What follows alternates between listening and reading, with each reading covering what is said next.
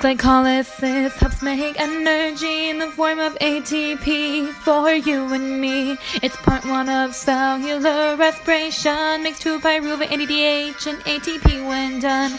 Glycolysis happens in the cytosol. It's anaerobic and follows a protocol. Broken down is glucose, which is really sweet. It releases stored energy and thermal heat. It all starts with a glucose sugar that consumes ATP to invest energy. A G6P is made and a phosphate is stripped, a phosphorylation caused by the enzyme hexokinase. Next is step 2, which is a simple shape change. Thanks to the enzyme Phosphoglucomutase, G6P is isomerized into fructose 6-phosphate. No ATP is used. Well, isn't that great? Now moving on, Phosphofructokinase acts here. ATP is consumed, meaning energy is used.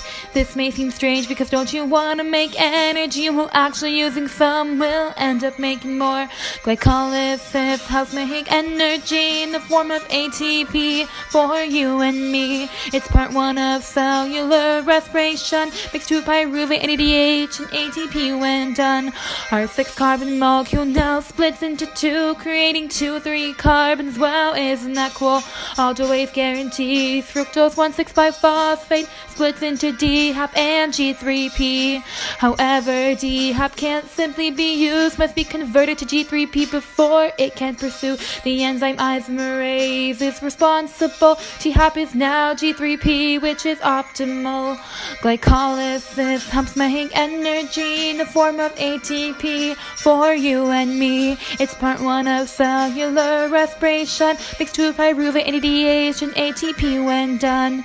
From now on, it all happens twice. Since G3P is doubled and there is no added price. Triphosphate dehydrogenase in step 6 removes a proton and electron. They attach to an NAD plus and form NADH, an electron carrier in a later stage. Inorganic phosphate then attaches 1,3-biphospholglycerate and dispatches. Step 7 is next. Phosphoglucomutase hops out of phosphate, deattaches without a doubt.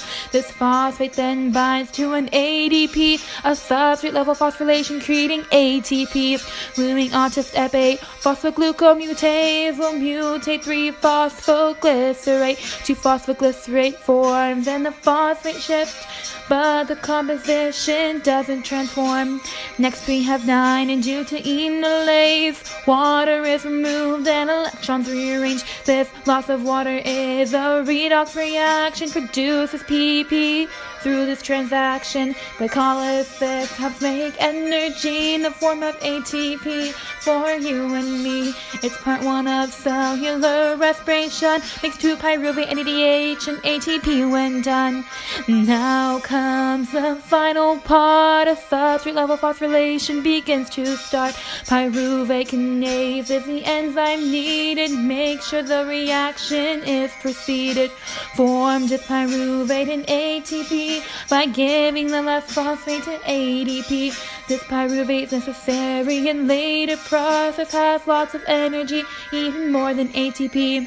Now using glycolysis as a whole is 2-phosphate, NAD plus, and a glucose wall. Through this we have made 2 NADH, ATP, H2O, and pyruvate. Glycolysis helps make energy in the form of ATP for you and me. It's part one of cellular respiration, makes 2 pyruvate, NADH, and ATP when done.